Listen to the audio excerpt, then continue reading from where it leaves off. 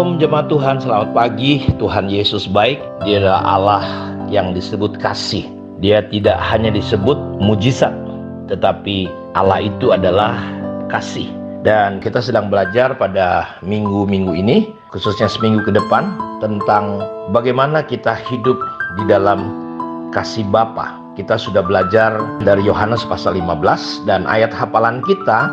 Kalau Bapak Ibu pengen menghafalkan ayat ini bagus sekali, dari ayat 9 dan 10.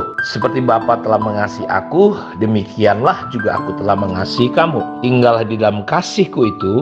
Jikalau kamu menuruti perintahku, kamu akan tinggal di dalam kasihku. Seperti aku menuruti perintah Bapakku dan tinggal di dalam kasihnya. Tentu pembelajaran kita di pasal 15 ini banyak hal yang saya lihat. Kalau satu pasal kita baca, kita ke depan akan menghadapi banyak hal. Seperti yang Yesus katakan di ayat 18, "Kalau dunia membenci kamu, ingatlah bahwa ia telah lebih dahulu membenci aku daripada kamu. Sekiranya kamu dari dunia, tentulah dunia mengasihi kamu sebagai miliknya. Tetapi karena kamu bukan dari dunia, melainkan aku telah memilih kamu dari dunia, sebab itulah dunia membenci kamu. Ingat apa yang telah kukatakan kepadamu, seorang hamba tidaklah lebih tinggi daripada tuannya. Jikalau mereka telah menganiaya aku, mereka juga akan menganiaya kamu. Jikalau mereka telah menuruti firmanku, mereka juga akan menuruti perkataanku." Menarik sekali, di pasal 15 kita belajar didahului dari ayat 1 sampai 8 yang sudah kita pelajari tentang berbuah lebat, berbuah banyak. Tuhan Yesus dalam ayat 1 dan 8, dia menyiapkan kita. Kenapa? Karena di ayat 9 sampai ayat yang ke-17, di ayat 16 dikatakan, "Bukan kamu yang memilih aku, tetapi akulah yang memilih kamu, dan aku telah menetapkan kamu supaya kamu pergi dan menghasilkan buah, dan buahmu itu tetap, supaya apa yang kamu minta kepada Bapa dalam namaku diberikannya kepadamu." Jadi di pasal ini, di ayat-ayat ini, Tuhan mengajarkan sebuah prinsip tentang kasih. Jadi jelas dikatakan, "Seperti Bapa telah mengasihi aku, demikian juga aku telah mengasihi kamu. Tinggallah di dalam kasihku itu. Jikalau kamu menuruti perintahku, kamu akan tinggal di dalam kasihku. Seperti aku menuruti perintah Bapakku dan tinggal di dalam kasihnya. Semuanya itu kukatakan kepadamu, supaya sukacitaku ada di dalam kamu, dan sukacitamu menjadi penuh." Saya percaya kita akan mengalami kesulitan untuk mengalami yang namanya praktek, di mana kita mungkin kalau ditampar pipi kiri, kita nggak akan pernah mungkin bisa menerima tamparan pipi kanan dan kita berikan pipi kiri kita. Kenapa? Karena tanpa kasih ada dalam hidup kita sulit. Karena kasih adalah sebuah kekuatan yang luar biasa. Kasih adalah sebuah kehidupan di mana orang percaya mampu melawan arus dunia. Yesus berkata, kalau kita mengasihi hanya orang yang mengasihi kita, apa bedanya kita dengan orang yang tidak mengenal Allah? Tapi kita disuruh untuk mendoakan orang yang jahat sama kita, yang tidak benar sama kita. Dan dalam kehidupan kita, saudara, kita nggak punya kemampuan kalau nggak ada kasih.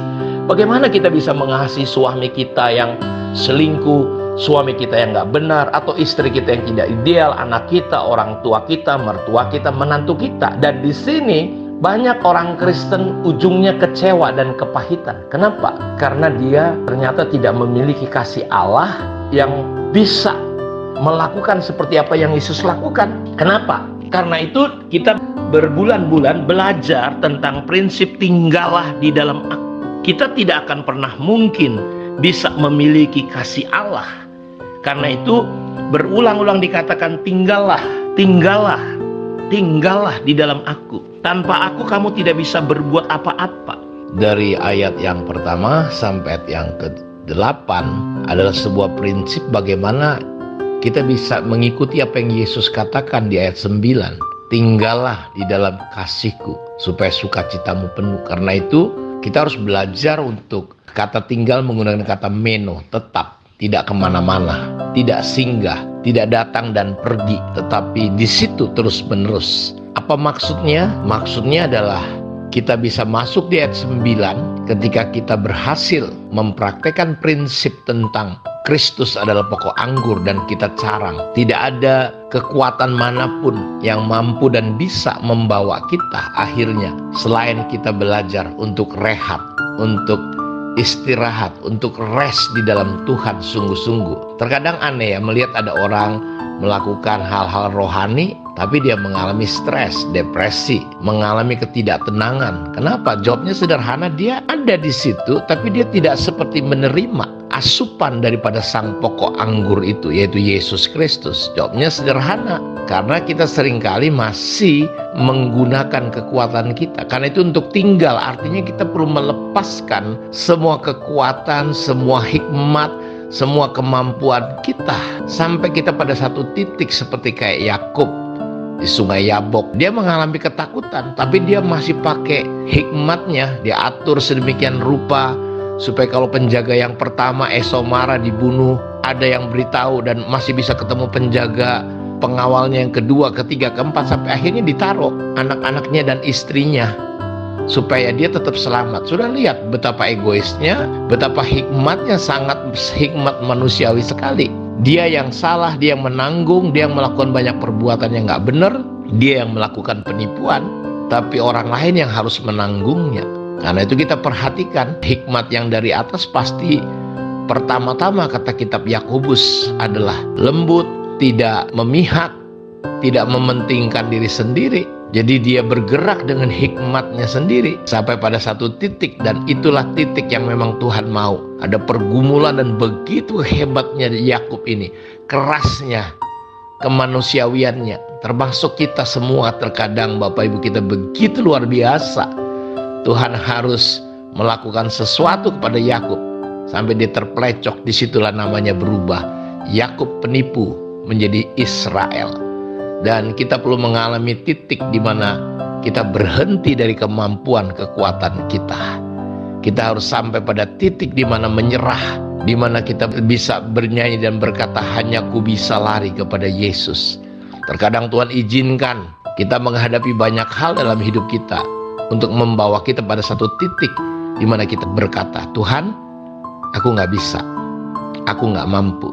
Disitulah yang disebut akuilah Tuhan dalam segala lakumu, dia akan luruskan jalanmu.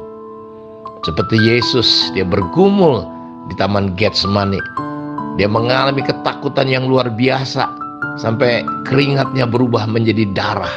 Saudara, Bapak Ibu dimanapun Anda berada, saya berdoa biar kita bisa tinggal di dalam Kristus, sehingga kita bisa masuk sampai kita mengalami Tuhan dan tinggal dalam kasih Tuhan yang begitu besar, begitu luas. Dan ini nanti kita akan pelajari dari hari ke hari. Kiranya Tuhan memberkati kita semua. Mari kita berdoa. Bapa, terima kasih, diberkatilah semua anak-anakmu dimanapun mereka berada. Lawat mereka untuk hari-hari ini kami bisa tinggal di dalam kasih-Mu, dengan kami belajar tinggal di dalam Engkau. Terpujilah Engkau Bapa, diberkatilah semua umat-Mu. Di dalam nama Yesus kami berdoa. Amin. Tuhan memberkati kita semua. Shalom.